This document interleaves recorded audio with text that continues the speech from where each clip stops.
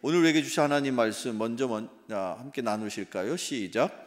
천사들이 떠나 하늘로 올라가니 목자가 서로 말하되 이제 베들레헴으로 가서 주께서 우리에게 알리신 바 이루어진 일을 보자 하고. 아멘. 자, 오늘 우리에게 주시는 이 말씀 누가복음 2장 15절을 중심으로 저는 오늘 목자들의 믿음이라는 제목으로 말씀을 전합니다. 우리 예수님에 관련된 탄생의 이야기는 매년 이 성탄절을 앞두고 항상 늘 들어왔던지라 여러분들에게 과연 어떻게 새로운 말씀으로 들려질지 모르겠습니다. 그러나 분명히 꼭 이 시점에서 저와 여러분들에게 주시는 하나님의 은혜인 줄로 믿으시고 오늘 이 주시는 말씀을 여러분들이 잘 말씀으로 은혜롭게 받으셔서 그 말씀의 은혜와 더불어 능력이 또 여러분의 삶 속에 가득하시는 귀한 은혜의 말씀 시간이 되기를 축원합니다. 오늘 이 본문 누가복음 2장에는 일찍이 천사들을 통해서 하나님께서 이 땅 가운데 아기 예수를 보내시고 그 아기 예수가 인류를 구원할 메시아다라는 것을 목자들을 통해 그것을 전하셨습니다. 그리고 그 소식을 들은 목자들이 이제 오늘 우리가 읽은 누가복음 2장 15절 이후에 보면 그 소식을 듣고 나서 그 아기 예수를 찾아서 아기 예수님을 경배하고 찬양하고 그것을 더 나아가 많은 사람들에게 전했다라는 내용의 이야기입니다. 이 말씀은 우리가 여러분들 가운데서는 해마다 심지어 오랫동안 신앙생활 하신 분들의 입장에서는 수십 번 들었을 법한 이야기죠. 자, 그럼에도 불구하고 저는 오늘 여러분들에게 이 증거되는 말씀을 통하여 새로운 은혜와 깨달음의 시간이 되기를 축원합니다. 자, 먼저 과연 여러분들 생각해 봅시다. 이 기쁜 소식이 하나님께서 이 땅에 아기 예수로 임하시고 그를 통하여 인류를 구원하시겠다라는 그 놀라운 소식이 왜 하필 당시에 목자들에게 처음 전해졌을까? 그 이유가 무엇일까? 지금 우리의 입장에서 이 성경을 읽다 보니까 목자라는 그때 당시 소식을 처음 들었던 사람들, 그들이 과연 어떤 느낌으로 그 소식을 받게 되었을지가 잘 상상이 되지 않죠. 왜냐하면 여러분들 목자 혹은 목동을 떠올려 보면 항상 늘 머릿속으로 그려지는 그림, 풍경이 있지 않습니까? 뭡니까? 예? 저 푸른 초원 위에 쫙 푸른 초장이 있고 시냇물이 쫙 흐르고 갑자기 여러분들 유행가 가사가 떠오르는지 모르겠습니다만 저도 그래요. 저도 목동 혹은 목자 그러면 항상 그런 아주 목가적인 아름다운 풍경, 그 알프스 산에 있는 그 양들이 막 이렇게 풀을 뜯고 있는 그런 정말 자연 친화적인 그런 환경이 막 떠오른단 말이죠. 그러다 보니까 목자 혹은 목동하면 늘 그렇게 좀 좋은 모습으로 상상이 되어지는 게 사실인데, 자, 과연 2000년 전에 여기 지금 이 예루살렘, 아니 이 이스라엘 땅에서의 목자들은 과연 어떤 상황과 입장에 있었겠느냐는 거죠. 여러분들, 우리나라 이 사회가 여러분들 생각할 때 직업으로 치자면 수백, 수천, 수만 가지 직업이 있을 것 같아요. 자, 그런 중에 여러분들 한번 지금 여러분들 생각에 직업 중에서도 가장 힘들어하고 어려워하고 많은 사람들이 이렇게 무시하는 좀 이렇게 천한 직업이 뭐가 있을 것 같아요? 요즘에 얼마 전에 그 아파트 관리하시는 분이 하도 모멸감을 참지 못해가지고 자살해서 죽었다, 그런 소식 들은 적 있죠. 우리 주변에 돌아보면요, 정말 힘들고 어렵게 직장 생활하는 사람들 그렇게 어렵지 않게 볼 수 있거든요. 자, 그런데 그 중에서도 여기 이 목자들은요, 지금 우리의 형편에서 이렇게 돌아보면 비교할 수 없을 만큼 비천하고 천한, 엄청나게 그렇게 사회 밑바닥에서 일을 하는 사람들이었다라는 사실을 여러분 꼭 기억하실 수 있기를 바랍니다.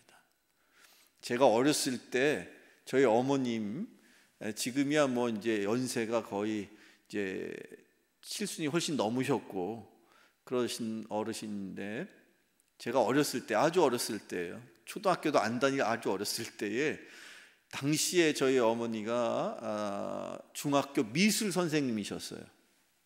서양화를 전공하셨기 때문에 중학교에서 미술을 가르치신 선생님이셨는데, 옛날에는요, 지금도 그걸 하는지 모르겠지만 요즘에는 그렇게 좀 개인적인 프라이버시도 있고 그러니까 개인정보 유출이 되면 안 되고 그러니까 가정조사 같은 거 별로 안 하는 걸로 알아요. 근데 옛날 학교 다닐 때만 해도 여러분들도 경험하시지만 학기 초가 되면요, 항상 가정조사 뭐 보고서 같은 거 써가지고 그걸 내야 돼요. 근데 그날 저희 어머님이 집에 오셔가지고 하셨던 말씀이, 아버지하고 대화를 나누셨던 말씀이 제가 아직도 귀에 쟁쟁한데, 무슨 내용이 이야기했냐면, 그날따라 어떤 학생이 가정조사서를 써와야 되는데 안 써왔더라는 거예요. 그래가지고 그 학생을 불러가지고 너네 집 주소는 어떻게 되냐, 너네 집 식구는 어떻게 되냐, 또 뭐 가족들 다 이제 인적사항을 다 하면서 물어봤다는 거예요. 너네 아버지 뭐 하시냐? 그랬더니 그 학생이, 철없는 학생이죠. 중학생이어도 아마 철없는 학생이었을 것 같아요. 너네 아버지 뭐 하시냐? 그랬더니 기다렸다는 듯이 저희 아버지 똥포요. 네, 여러분들 참 뭐 요즘에는 그런 표현 안 쓰죠. 그만큼 우리 사회가 상당히 많이 이렇게 성숙된 거예요. 그런데 불과 몇십 년 전만 해도 그렇게 이 사회적으로 많이 이렇게 세상 사람들로부터 뭐 모멸감을 당할 정도의 그런 천한 일들을, 또 그렇게 허름한 그런 직장 일들을 어쩔 수 없이 행하는 경우가 종종 있었다는 거예요.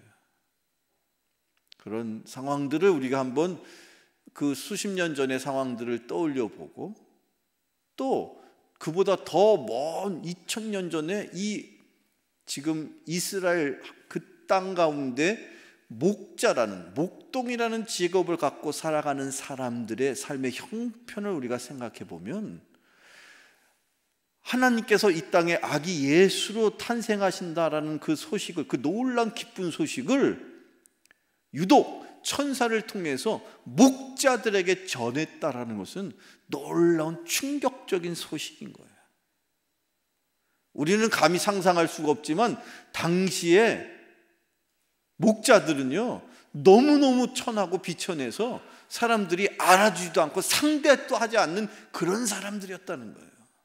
그런데 유독 주님은, 이 땅을 구원하시기를 원하시는 주님은 바로 그런 사람들, 비천하고 가난하고 많은 사람들로부터 손가락질을 받는 그런 천한 사람들을 통해서 주님의 복음이 이 땅 가운데 임하였다는 사실을 우리가 꼭 기억해야 할 줄로 믿습니다. 예수님께서 일찍이 누가복음 4장에 이렇게 말씀하셨는데, 화면을 한번 주시죠. 누가복음 4장, 신약성경 누가복음 4장 18절 19절 읽어보세요. 시작. 주의 성령이 내게 임하셨으니 이는 가난한 자에게 복음을 전하게 하시려고 내게 기름을 부으시고 나를 보내사 포로된 자에게 자유를, 눈먼 자에게 다시 보게 함을 전파하며 눌린 자를 자유롭게 하고 주의 은혜의 해를 전파하게 하려 하심이라 하였더라. 아멘.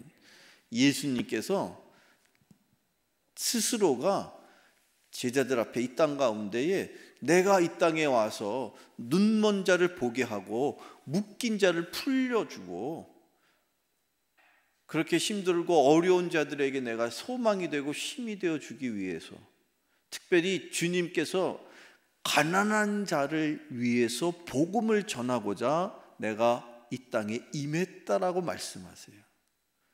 주님은 늘 가난한 자에게, 힘들어하고 어려운 자에게 관심이 있는 거예요. 가난하다라는 것, 그거는 어떤 의미에서 보면 상대적일 수 있어요. 우리 주변을 돌아봐도 우리 가운데 가난한 사람들 없지 않아 있습니다만, 또 더 멀리 가서 보면요, 여러분, 우리가 지난 몇 주 전에 필리핀의 우리 답답교회와 판이산 교회와 그 주변에 있는 교인들 우리가 돌아봐야 합니다라는 생각했죠. 왜 그렇습니까? 왜 그들에게 우리가 모금을 해서 그들에게 성탄을 축하할 수 있도록 선물을 각 가정별로 준비하자고 왜 그랬습니까? 이유가 무엇입니까? 주님의 관심이 그들에게 향하여 있기 때문인 것입니다. 주님은 그들을 왜 우리 주변에, 비록 멀리 떨어져 있지만 왜 우리가 그들을 섬기도록, 선교할 수 있도록 왜 그렇게 하셨습니까? 우리가 먼저 주님으로부터 받은 사랑이 있는데, 그 사랑을, 주님으로부터 받은 사랑을 주님이 관심 갖고 주님이 안쓰러워하고 주님이 돌보기를 원하셔서 우리의 손길을 통하여서 하나님의 사랑을 전할 수 있도록 우리에게 은혜를 먼저 주신 줄로 믿습니다.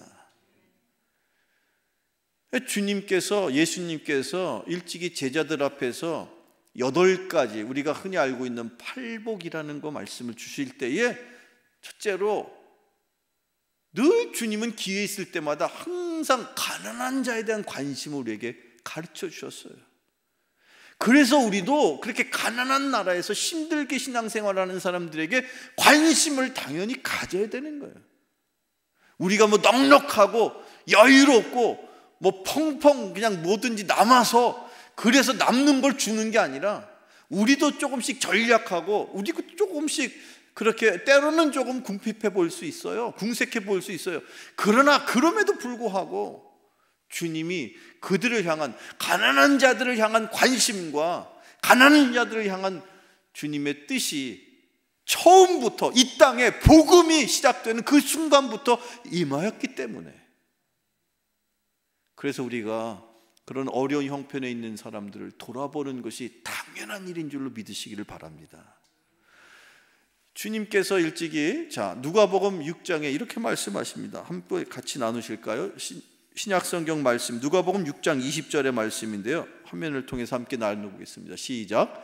예수께서 눈을 들어 제자들을 보시고 이르시되 너희 가난한 자는 복이 있나니 하나님의 나라가 너희 것이며. 아멘. 우리도 불과 몇십 년 전에 가난했지 않습니까? 이 가난한 나라, 이 전 세계에서 가난한 나라라고 치면 첫째, 둘째가 하면 서러울 정도의 그런 형편이었단 말이죠. 그런 나라를 하나님께서 축복하셔서 그래도 이 정도 물질적인 토대를 갖추어서 신앙생활할 수 있도록 하셨다면, 그 은혜를 우리가 잊지 않는다면, 우리가 이런 때일수록 이 주님이 이 땅에 오신 것을 우리가 기다리고 주님의 탄생을 우리가 준비하는 저와 여러분, 가난한 자들에 대한 그 돌봄의 마음이 우리 마음속에 임하여야 할 줄로 믿습니다. 자, 그런데요, 계속해서 저는 이 말씀을 묵상하면서 특별한 뜻을 담고 있는 단어를 제가 한번 여러분과 함께 나누고자 하는데, 오늘 우리 본문 다시 한번 누가복음 2장 15절을 읽어보면 특별히 우리가 관심을 가져야 될 단어가 하나가 있는데, 짧은 표현이지만 다시 한번 화면을 통해서 누가복음 2장 15절 한번 읽어보시죠. 시작. 천사들이 떠나 하늘로 올라가니 목자가 서로 말하되 이제 베들레헴으로 가서 주께서 우리에게 알리신 바 이루어진 일을 보자 하고. 아멘. 화면을 계속 띄워주세요. 여기 지금 이 표현 중에서 우리가 이거 너무 많이 자주 인용하기도 하고 읽었던 말씀인데, 저는 오늘 이 말씀을 준비하면서 여기에 있는 이제라는 이 표현, 이게 그냥 한글로 번역을 해서 우리가 읽다 보니까 이 표현에 담겨져 있는 그 귀한 깊은 뜻을 알 수가 없죠. 그런데 사실은 저 이제라는 표현은, 상황은 그렇습니다. 천사들이 목자들에게 기쁜 소식을 전했어요. 그리고 천사들은 하늘로 올라갔대요. 그리고 나서 목자들이 자기들 스스로 이제 베들레헴으로 가서, 베들레헴으로 왜 가요? 아기 예수가 거기 태어났다라고 그렇게 가르쳐줬으니까 이제 베들레헴으로 가서 아기 예수가 태어난 것을 우리가 확인해 봐야 되겠다. 여기서 말하는 이제는요, 무엇을 담고 있느냐? 기쁜 소식을 들었던 그 목자들이 그 소식을 듣자마자 마음속에 확신을 가진 거예요. 그래서 결단을 한 거예요. 즉시 자신들이 지금 관리하고 있었던, 자신들이 지금 잘 이렇게 보호하고 있었던 양들을 잠시 동안이라도 물려놓고 빨리 즉시 신속하게 그렇게 결단하는 마음이 여기 이제라는 이 짧은 단어 속에 들어있다는 거예요. 여러분, 주님이 여러분을 구원하셨습니다. 주님이 이 교회를 통하여서 인류를 구원하시기를 원하십니다. 주님께서 이 평택에 있는 이 드림교회를 통하여 이 주변에 죽어가는 영혼을 구원하기를 원하십니다. 그리고 그 주님이 먼저 우리를 찾아오셔서 우리를 구원해 주셨습니다. 여러분, 그런 소식을 들었습니다. 그러면 여기 있는 이 목자들부터 이제 우리는 즉시 결단해서 그 복된 소식을 나만이 아니라 또 다른 이에게 전할 수 있는 그런 믿음과 결단이 여러분에게 있기를 축원합니다. 여기 지금 이제라는 이 짧은 단어 속에는 그 소식을 들었던, 그 기쁜 소식을 들었던 목자들의 마음속에 굳건한 믿음과 확신이 들었다라는 것을 우리에게 전하는 거예요. 여러분, 주님이 이 땅에 태어나셨고 그 아기 예수가, 예수님이 저와 여러분을 구원하실 메시아이심을 믿으십니까? 그런 감격 속에 목자들은 피곤하고 지치고 힘든 몸을 수스리면서 이제 비로소 그 예수님이 탄생하신 그 현장을 목격하고자 그들 스스로가 힘을 내었다는 거예요. 여러분, 지금 이 코로나 시대에 힘들고 어려운, 그래서 내일의 희망을 논하는 것조차 부담스럽고 사치스러운 이 상황 속에 여러분의 인생에 참된 희망이 있으니 주님이 여러분의 구세주가 되십니다. 그 주님을 여러분들이 기대하시고 그 주님의 탄생을 우리가 기념할 때 여러분의 인생에 잃어버렸던 희망이 다시 한번 회복되는 은혜가 있기를 축원합니다. 그랬을 때 비로소 여러분들은 결단할 수가 있어요. 새로운 인생을 살아야 되겠다. 그런 은혜가 이 목자들에게 임하였던 것을 바로 여기 이제라는 이 단어 속에 담고 있다는 것이죠. 이제 여러분 어떻게 사시겠습니까? 자, 계속해서 여기 이렇게 목자들이 그 소식을 듣자마자 자기들 스스로가 힘들고 어려운 상황임에도 양을 치는 목자들은, 자, 그렇다고 여러분 생각해 보세요. 양을 다 깨워가지고 양을 막 치다가 말고, 야, 일어나, 지금 빨리 베들레헴으로 가야 되니까 양들 매 하면서 자다가 벌떡 일어났겠어요? 아니면 아니죠. 목자들이요, 잠시라도 양을 그냥 저 들판에서 자고 있는 양을 그냥 내놓고, 그러고선 베들레헴이, 여러분 베들레헴이 뭐 5분 10분 가면 있는 동네입니까? 지금 이 목자들이 어디에 있는지도 여러분 모르잖아요. 밤새 가가지고 베들레헴이라는 곳을 애쓰고 힘써서 가야만 하는 거예요. 그 와중에 양을 치면서 갔겠어요? 내려놓고 갔겠어요? 내려놓고 간 거예요. 여러분, 주님의 복된 소식은요, 내가 이것저것 다 움켜쥐고는 그 기쁜 소식을 맞이할 수가 없는 거예요. 왜 해마다 주님이 이 땅에 태어나신 소식을 전하고 또 전했는데도 왜 내 마음속에 기쁨이 여전히 회복되지 않는가? 내 인생의 기쁨이, 그것은 내가 여전히 무언가를 계속 움켜쥐고 있다는 것이죠. 그런데 지금 이 순간에 목자들은 그것을 잠시 내려놨다는 거예요. 그리고 예수님이 태어나실 곳이라고 천사들 통해서 들었던 그 소식을 그들은 믿었어요. 그런 믿음이 여러분에게 임하기를 축원합니다. 믿음은 어디서 나요? 들음에서 나는 거예요. 여러분이 수십 년, 수백 번, 수천 번 주님의 말씀을 들었는데 들을 때마다 여러분의 믿음은 도대체 어디가 있었던 걸까요? 듣고 들을 때마다 믿음이 더욱 견고해지고 더 강력해지고 더 흔들리지 않고 들을 때마다 여러분의 믿음이 더욱더 왕성해지는 은혜가 임하기를 축원합니다. 천사들이 그거 그냥 딱 한 번 얘기해 준 거예요.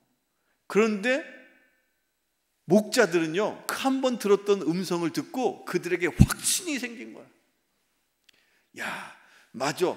아기 예수가 태어났대. 그리고 그분이 인류를 구원하실 거야. 아니, 그보다 먼저 나를, 희망이 없이 살아가는 나를 목자로서 모든 사람이 천대하고 비천하다고 여기고 상대해 주지 않는 나와 같은 쓰레기 같은 인간의 삶을 살고 있는 나에게 주님이 나에게도 찾아와 주셨어. 그런 은혜가 여러분에게 임하기를 축원합니다.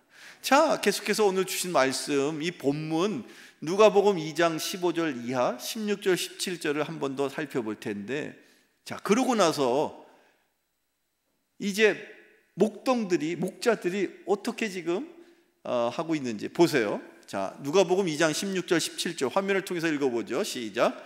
빨리 가서 마리아와 요셉과 구유에 누인 아기를 찾아서 보고 천사가 자기들에게 이 아기에 대하여 말한 것을 전하니. 아멘. 자, 여기 화면을 계속 보여주세요. 여기 보시면 그들이요, 얼마나 마음이 동했으면 표현되어 있기를 어떻게 표현되어 있어요?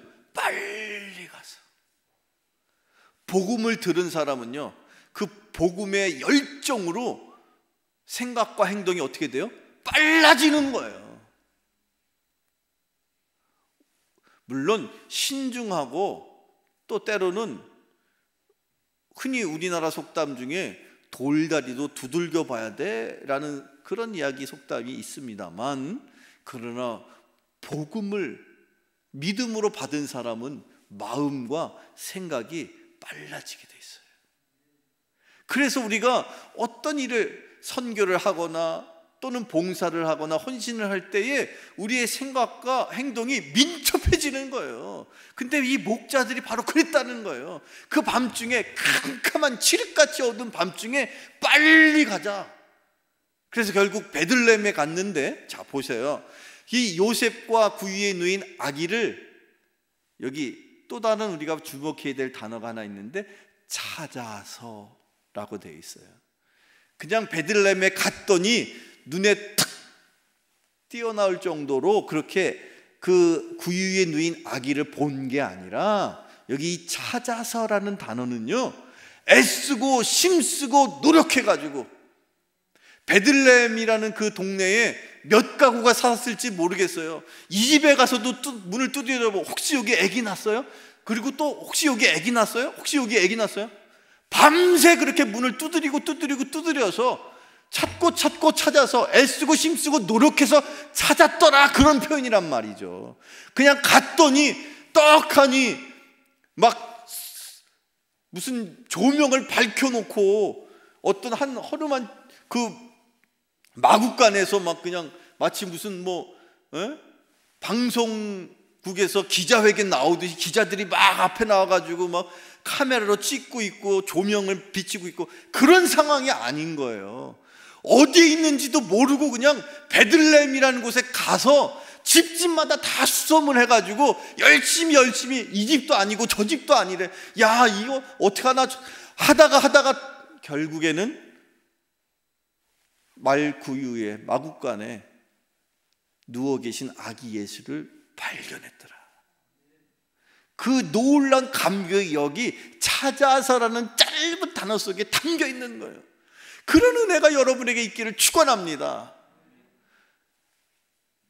믿음만 있다고 되는 게 아니었더라는 거죠. 그들은요, 천사들이 전해준 소식을 믿었을 뿐만 아니라 그들이 속히 빨리 그 아기 예수를 찾아서 그 아기 예수를 경배하면서 더 나아가서 이 아기에 대해서 이분이 인류를 구원하실 메시아이시다라는 것을 그 이웃들을 향하여 전하였다. 사랑하는 우리 드림교회 가족 여러분, 저와 여러분이 올 한 해를 되돌아보면서 우리가 하나님 앞에 신속하고 빨리 그렇게 행하였던 일들이 과연 무엇이었을까? 저는 바라기는 우리 주님의 일을 우리 이 드림교회가 민첩하게 신속하게 행할 수 있는 은혜가 임하기를 축원합니다. 여러분의 개인의 삶도 마찬가지예요. 주님이 뭐라고 말씀하셨어요? 너희는 먼저 그의 나라와 그의 의를 구하라. 그리하면 이 모든 것을 너희에게 더할 것이다. 여러분이 마실 것, 먹을 것, 입을 것 주님이 더 잘 아십니다. 여러분에게 필요한 은혜가 무엇인지를 여러분보다도, 여러분이 원하는 것보다도 주님이 더 많이 잘 아십니다. 그러나 그 일이 이루어지기 위해서는 주님이 먼저 원하시는 그의 나라와 의를 구하실 수 있는 저와 여러분 되기를 축원합니다. 그것이 바로 이 대림절 네 번째 주일에 주님의 탄생을 기대하고 다시 우리 가운데 그 주님이 탄생하신 기쁨이 회복되기를 원하는 모든 교인들의 마음속에 있어야 할 마음인 줄로 믿습니다. 그런 은혜가 이 대림절 한 주간 여러분 속에 임하게 되고, 그래서 결국 12월 25일 그 기쁨을 주님 앞에 나와 확인하고 많은 세상에 믿지 않는 이들에게 이 땅 가운데 인류를 구원하실 아기 예수가 태어났습니다라고 능력 있게 전할 수 있는 그 목자와 같은 믿음이 여러분의 믿음이 되기를 간절히 축원합니다. 축원합니다. 기도하겠습니다.